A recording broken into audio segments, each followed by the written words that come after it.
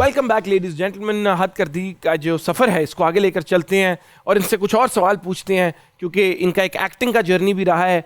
आपका वो ड्रामा था जिसमें आपने हिना दिलपजीर, शबीर जान जैसे मंजो एक्टर्स के साथ काम किया, मिट्ठू और आपा।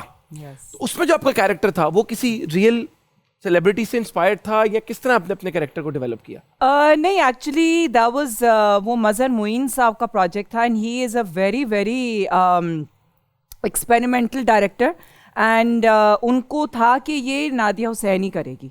इवन दो कि मुझे कोई इतना वो नहीं था, यू नो लाइक मैं बड़ा डर रही थी कि मैं शायद नहीं कर पाऊंगी, और वो बड़ा ही फ्लैम्बॉयंट किस्म का और बड़ा थोड़ा सा चीप फ्लैम्बॉयंस थी उसमें। ओवरली फ्लैशी साड़ियाँ पहनना, अजीब से गंदे से बाल बने हुए, पान खा रही होती थी हर वक्त, यू नो गंदा सा लाइनर लगा था, लाल लाल सी, you know like very overly cheap and jewellery भी यू नो हर वक्त लाइक यू नो वो जो गंदी वाली ज्वेलरी होती है, मैचिंग भी नहीं है, बस ज़बरदस्ती वाला हर चीज़ जो है ना वो पहनी हुई है।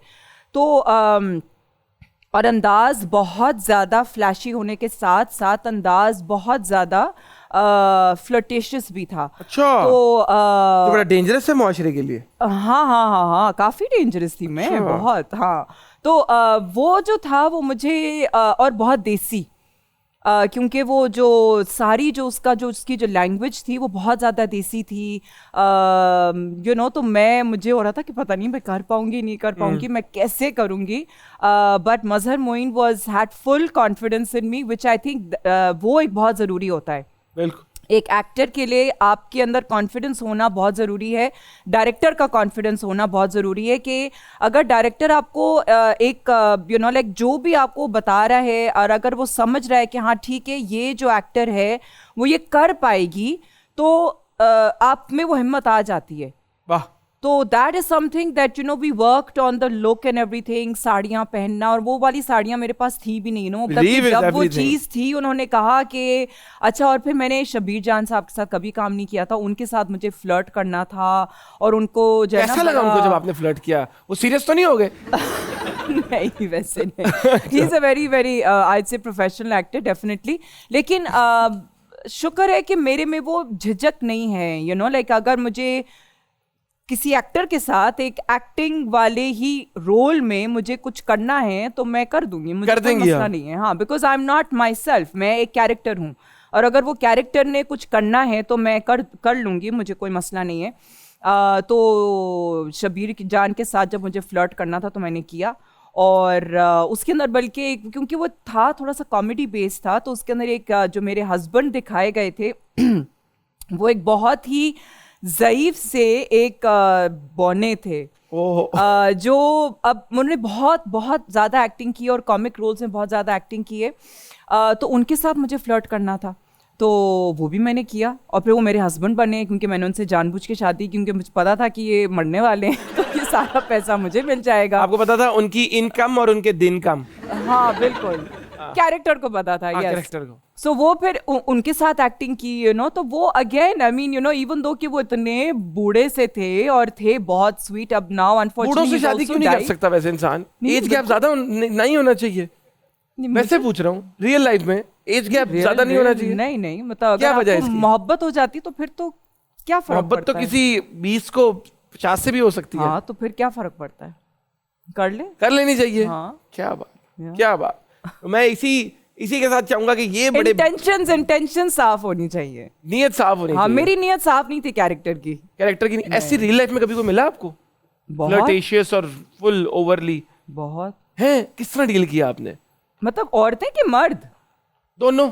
अच्छा, हाँ, औरतें भी बहुत ऐसी मिली हैं जिनके इंटेंशंस जिनकी गलत, जो आपके साथ फ्लर्ट कर रही थी? नहीं, मेरे साथ नहीं, मतलब मैं कह रही हूँ कि जिनकी इंटेंशंस यही होती है कि दूसरे को फंसाओ, उनको फंसाने की इंटेंशन। हाँ, बट जो लड़के अगर कोई इस तरह के होते हैं, जो अगर मेरे से वो उस किस्म का अंदाज होता है, फिर क्या आप कैसे डील किया हुआ आपने? तो बस जवाब मिल जाता उनको मुंह पे ही। जुगत जफरी खान टाइप है, इफ्तिखार ठाकर टाइप जुगत? नहीं, जुगत कोई नहीं, full attitude. Talk to my hand, okay? अच्छा जी, ये लोग सवाल पूछना चाहते हैं, इनकी तरफ आए अगर आपकी इजाजत हो। जी बिल्कुल, आए जी। अस्सलाम वालेकुम। वालेकुम अस्सलाम। कैसी हैं आप? ठीक। क्या नाम है आपका? तहरीम फातिमा। तहरीम, क्या करती हैं आप? मैं लॉ कर रही हूँ। लॉ कर रही हैं, वेरी गुड। डर लग रहा है मुझे आपसे। पूछे सवाल। अस्सलाम वालेकुम। वालेकुम सलाम। आपकी इतनी अच्छी हाइट है, क्या आपने कभी उड़ता उड़ता कबूतर पकड़ा है? पहुंच नहीं हुई है और कबूतरों का मुझे शौक भी नहीं है। Thank you Tareem, thank you. Next. अस्सलाम वालेकुम। वालेकुम अस्सलाम। क्या सवाल है आपका? मेरा सवाल मैम नादिया से है। माशाल्लाह आप बहुत प्यारी लग रही हैं। थैंक यू, थैंक अभी जो मैंने आपका ड्रामा भी देखा है प्यारी नीमो में, उसमें आपका नाम जो है वो रोशनी था कैरेक्टर का। हाँ। और आप चमक भी रही हैं, रोशनी भी लग रही हैं। You, thank you. अच्छा, मेरा क्वेश्चन आपसे ये है, आप जो हैं वो सोशल मीडिया पे बहुत एक्टिव हैं। आप मतलब लाइव आती हैं व्लॉग। अगर आपको कोई तंग कर दे या बदतमीज़ी कर दे तो आप ईंट का जवाब पत्थर से देती हैं या आप एफआई को रिपोर्ट कर देती हैं? अरे क्या सवाल पूछा मैं है? तो फौरन ईंट का जवाब पत्थर से देती क्या जैसे कि कोई किसी ने चुड़ैल बोला, मैंने कहा तू चुड़ैल। मेरा आपके लिए शेर भी है। हाँ। गुलाब जैसी हैं गुलाब लगती हैं, गुलाब जैसी हैं गुलाब लगती हैं, हल्का सा मुस्कुराएं लाजवाब लगती हैं। ओह! तू लाजवाब। लवली। सलाम वालेकुम। वालेकुम सलाम। क्या नाम है आपका? महक। क्या हाल है महक? मैं ठीक हूँ, आप बताएं कैसे हैं? मैं पहले से बेहतर। नहीं, पहले क्या हुआ था? पहले भी ठीक ही था, रोज अपने आप को कोशिश करता हूँ ना और बेहतर हूँ दिन ब दिन। चलिए मोमिन भाई, मेरा ना क्वेश्चन आपसे है। Firstly I am so glad to see you because I am a part of your online family for a long time, so it seems to be a very honour for me. तो मेरा question आपसे ये है कि देखें, आप हर चीज़ को manage कर लेते हैं, ठीक है, आप फैमिली को भी, फ्रेंड को भी और वर्क को भी, तो ये आप सबके आपके माइंड के पीछे किसका हाथ है? मतलब आप कैसे इतने एनर्जेटिक रह लेते हैं? कौन है बे? अबे कौन? अच्छा, इधर तो कोई नहीं है, लेकिन नहीं, आपका सवाल मैं समझ गया हूँ। I think time management. मैं अपने टाइम को बड़ा तरीके से मैनेज करता हूँ। मैं अपनी ज़िंदगी एक कैलेंडर से गुजारता हूँ।